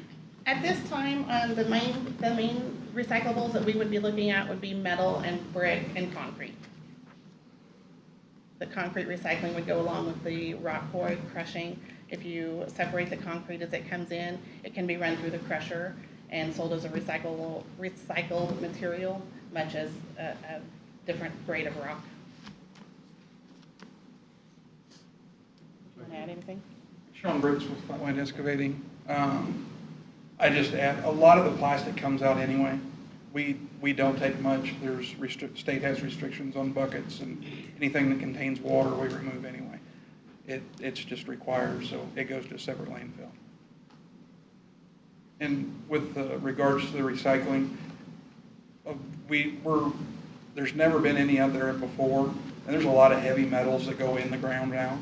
And if we could add it, we could retain that from going in. It's anything from ferrous to non-ferrous to steel. Later on, that's the stuff that'll last a long time. Thank you. Thank you. Any other questions of the applicant? Anybody? Okay. We will now hear from those individuals present wishing to speak in favor of this request. Anyone here wishing to speak in favor of this request? We will now hear from individuals present wishing to speak in opposition to this request. Opposition?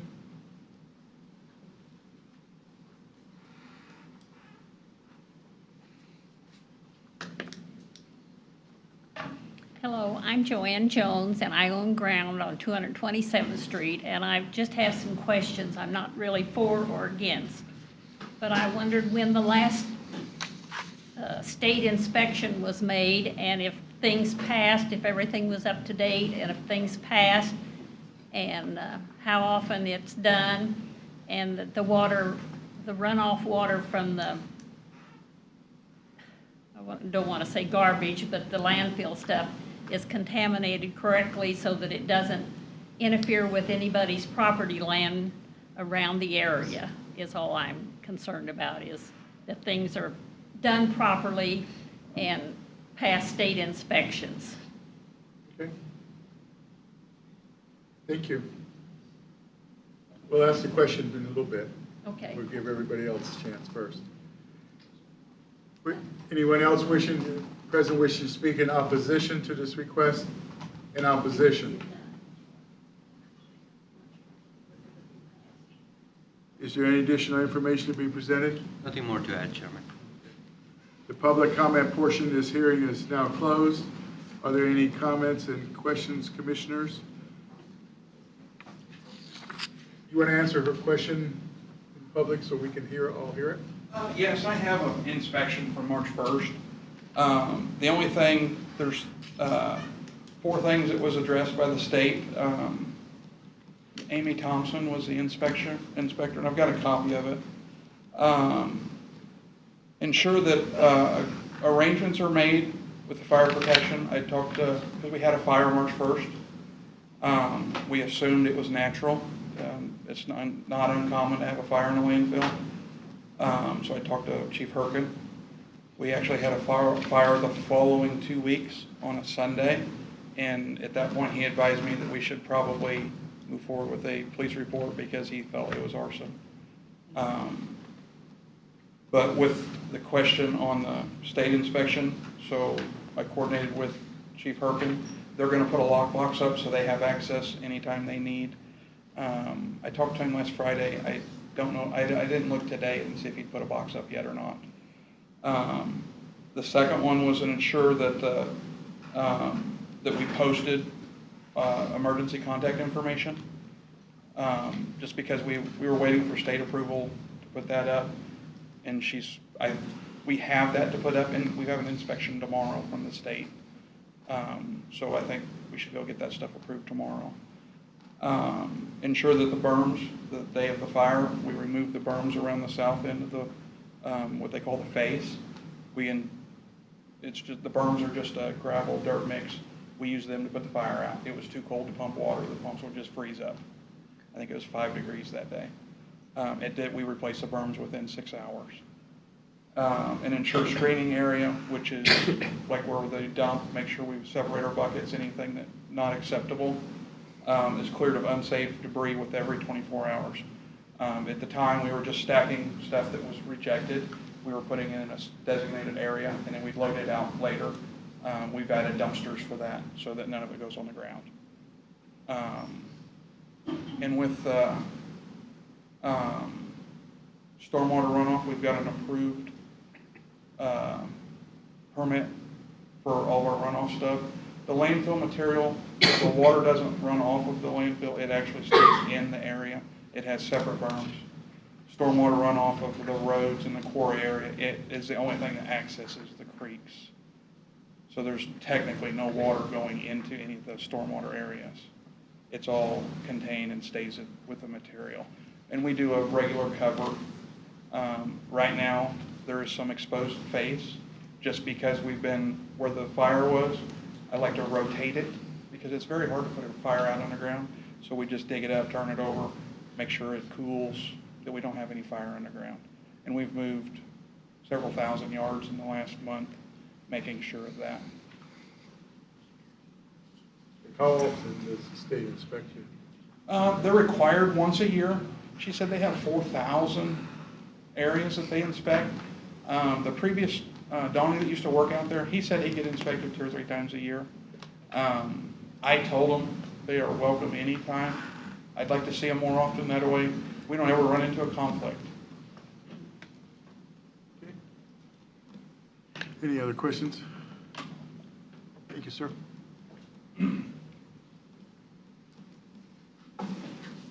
Any other questions or comments, commissioners? Otherwise, I'll entertain a motion. I'll move we approve case DEV 19-024 with staff recommendation. And on the extended hours, can we just change that to, I think on the other ones that we've done things like that, we've just said occasionally or something. I don't think we've ever put a. That is difficult to enforce. Yeah, we can, yeah. Yeah, but it's difficult to enforce anyway, right? I mean, if somebody complains because they're open at night, you don't know if it's the 8th night or the 12th night. Yeah, I mean, you can't say that. I mean, I think we've been there before. We can't really say occasionally because you can't enforce occasionally. Yeah, it's not You know, say 10 specific. nights, I'm okay with 10 nights. 10 nights a month. That's really not enforceable either. You don't know how many nights they've been. Sir, is it just during certain times of the year? And the reason we asked for the hour change, it's just like the fire incident. We will do everything that we have to abide by our rules. So we shut down at 4 o'clock that Friday, but I had to come in and work Saturday just because to prevent anything from spreading. So, and that's what the last fire we had, that was a Sunday, is when Chief Herpin called me at 10 o'clock. And we don't want to make any of our neighbors, we don't want anybody upset. But We want to in be that great instance, neighbors. you really weren't open. We were not open, but we were active. Well, how about for on emergency? You're talking about emergency situation. And that's a lot of what it is, yes. It's a situation where we get a lot of demolition debris, and if you've got a contractor that's tearing down a building, and they're either contracted by a city, Kansas City, Missouri does a lot of emergency demolition work. If they've got a building, they have a strict timeline that they have to follow in order to get that building down, and many times they like to get a load or 2 hauled off, and depending on the situation, we'd like to have the opportunity for them to be able to call and say, we're in this situation, can you help us out and stay till 6 o'clock so we can get a couple loads in. So it was truly going to be very occasional. We just want to be able to have the flexibility to help our customers meet their deadlines and emergency situations also. What's the latest that you would? 8 o'clock is what we asked for. we're not gonna work after dark. We don't want our neighbors not sleeping or causing any problems. It's just, we had a truck break down out there a month ago, and we ended up having to leave it and come back because we wanted to close, we wanted to abide by our rules. And most of the time, we try to cover when we get done at night. So we try to cut the trucks off at 3 o'clock so it gives us an extra hour to work, just so that we don't want extra exposed material. Have to think about how we want to word that. I'm okay with I'm okay with the 10 nights, or I'm okay with whatever anybody wants, because it's not gonna be a problem. I don't think it's a big deal. I don't have a problem just doing it 8 to 8. I'm okay with that. Monday through Saturday. I'll amend my motion then to, the staff recommendations and changing the hours from 8 a.m. to 8 p.m. Monday through Saturday. There's 7 a.m. now.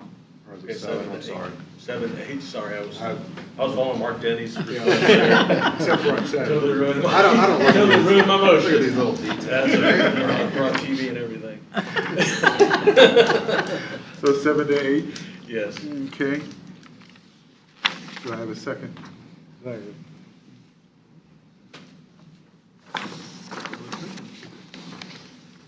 Have a motion on the floor with a second to approve case number DEV 19-024, special use permit for a landfill and extrication of raw materials. With staff recommendations, you just took them away. Sorry. And changing number 2. Number 2 to 8 a.m. to 7 a.m. 7 to 8 now. 7 a.m. to 8 p.m. Monday through Friday, and same on Saturdays too? So it will be Monday through Saturday. Monday through Saturday, okay. All right. Any further discussion on this You motion? had a comment, you made a change on the, somebody being there when they were doing. Oh, yeah, right. At least one employee shall be Yeah. on site during business hours. We said operational. Operational hours. Yes, Okay, hours you of agree actual to that change? Thank you, Matt. Thank you. Jay, you agree to that I- change? I agree to that And change. Wolf, you agree to that Yeah. change? Okay. Everybody understands what we're voting for, staff recommendations with 2 changes, hours and employees during operational hours. Any further discussion? Hearing none, a roll call vote. Jay Swin. Yes. Danette Lammy Holdeman. Yes. Louis Box. Yes. Wolf Schmidt. Yes. Dave Clark. Yes. Mark Danny. Yes. John Matthews. Yes. And I vote yes. Motion carries 8-0. The Board of County Commissioners will consider this item on May 1st at 9 a.m. at the Leavenworth County Courthouse. Any person wishing to file a protest petition must contact the Planning and Zoning Office. Protest petitions must be filed with Leavenworth County within 2 weeks of this meeting. To be valid, the protest petition must be signed by owners of 20% in the land area notification area. May 1st, 9 a.m., same place.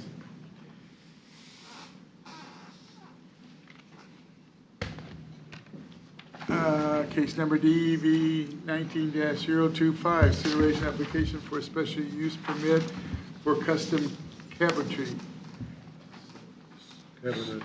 Cabinetry. Structure 7,500 square feet or less for artisan cabinet. Artisan. Is it artisan? Okay, sorry. Artisan Cabinet Company Incorporated on tract of land located in the northwest quarter of Section 13, Leavenworth South, range 21 east at 6 p.m. Request submitted by David Faraday, also known as 17604 198th Street. Staff report.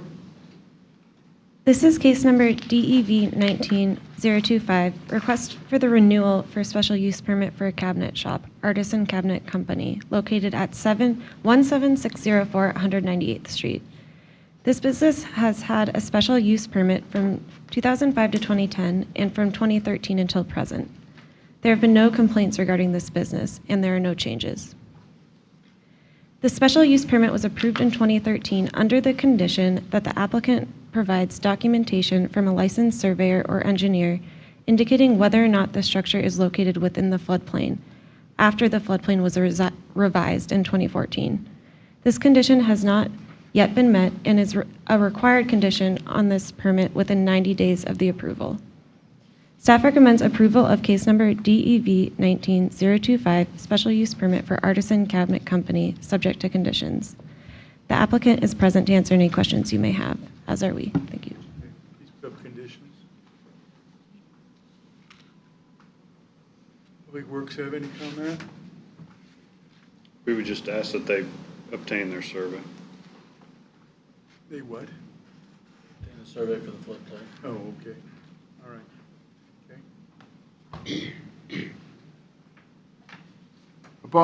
Are any questions of the staff? Sorry. Upon opening comment portion of this hearing, those of you who wish to speak either for or against this item upon recognition will give you a name and address each time you begin to speak. This is necessary since the public hearing is being recorded. The public comment portion of the hearing is now open. Will the applicant please come forward?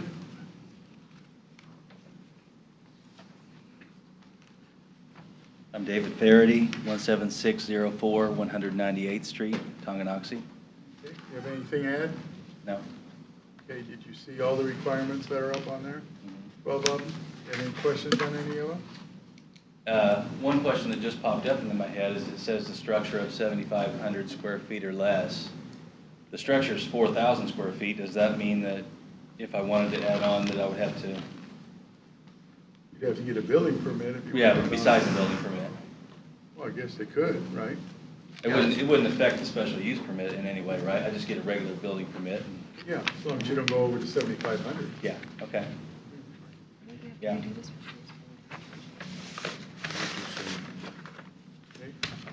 Any other questions? Anything? Okay, any questions of the applicant? Yeah. Thank you. We will now hear from those individuals present wishing to speak in favor of this request. Anyone here wishing to speak in favor of this request? Now hear from individuals present wishing to speak in opposition to this request. In opposition. Is there any additional information to be presented? Yes, Mr. Chairman, the question about 7,500 square feet, that's actually in the table of uses. Yeah. So that's the category. So if they want to change the size they're requesting now, then they'll have to come back through this commission to change it. Even if they're under? Yeah, it 7,500? states 7,500 is the maximum they can go. That's the category. So But if if there it's is 4,000 any, now, you can add up to, you can go up to 7,500. Correct. Well, they would have to come back. But Why if would he he wants have to to come change it back? now, he can. Change from the original approval. Why would anyone come back from the original approval? Because that's the category that's in the table of uses. But if he's If still under if 7,500. 7,500, if he's 4,000 now, he only goes up to 74,999. Why would he have to get? I mean, it could affect something else. We don't know until they propose the site plan. David, you look puzzled, so you want to? I'm just naturally puzzled. Well, quite frankly, I share, and Jeff, if you might, enlighten us on it. If it says the category goes up to 7,500 square feet, at least in my reading, that would mean he could go up to 7,500 square feet and stay within the category. Are you, in your opinion, as director, if he were to enlarge the building, say even 100 square feet, he would need to come in and ask for an amendment to the special use permit? Unless we put a condition in there, he could have up to 7,500 square feet. I would suggest if the commission is so inclined, you could add that condition, and that way it might save everybody a trip. Here's my problem with it, because if the site plan, it shows the building as 4,500 square feet. If he changes that and the setbacks and all that is affected by it, or there is something else that gets affected by it, then we'll have to. But he'd still have to come in and get a building permit to You add still have to have a that building permit, size to so the you'd building. have to know what it is. Correct, but if the So you commission, know setbacks, yeah, and if we can put the condition on there that he can, expand up to 7,500, then yeah, that's fine. We need to do that. I think we need to do that. I mean, I don't see no reason to have to come back. I He has to get a building permit, so we know he's gonna be Right. Come back. compliant on it. I don't see no reason why we would make someone come back. Just add it on a few hundred. Yeah, if we can include that in the report, then yes, we can Okay. approve it. That's- Okay, the public portion of this hearing is now closed. Are there any questions or comments, commissioners? I'll entertain a motion. I'll make a motion that we approve case number DEV 19-025, Artisan Cabinet Company, special user permit. I'll second. Okay, are you putting in We're gonna add an acre to expand up to 7,500 feet. Yes. you want to add So that in? they can- Okay, I don't know, is that, just add it Now on the you bottom, want- number 13? Yeah, it'll be number 13. Okay, they can go up to, he can go up to 7,500 square feet. Like you can assume category. Okay. All right, do I have a second? Yes, I did. Oh, you did? I'm sorry. I'm worried about that, I guess. Okay, I have a motion on the floor with a second to approve case number DEV 19-025, special use permit for custom cabinetry for Artesian Cabinet Company. I hope I got it right this time. Artisan, I'm sorry. This doesn't look right to me. Anyway, with staff recommendations, adding a number 13, that's up to 7,500 square feet with obtaining a building permit. Is there any further discussion? None, have roll call vote. Jay Swin. Yes. Jeanette Lammy Holman. Yes. Louis Box. Yes. Will Smith. Yes. David Clark. Yes. Mark Denny. Yes. John Matthews. Yes. And I vote yes. Motion carries 8-0. The Board of County Commissioners will consider this item on May 1st at 9 a.m. at the Leavenworth County Courthouse. Any person wishing to file a protest petitions must contact the Planning and Zoning Office. Protest petitions must be filed with Leavenworth County within 2 weeks of this meeting. To be valid, the protest petitions must be signed by owners of 20% of the land area notification area. Again, May 1st, 9 a.m., sir, right here, same place. Is there anything else? Ran out of sheets. That's all we have. Adjourned.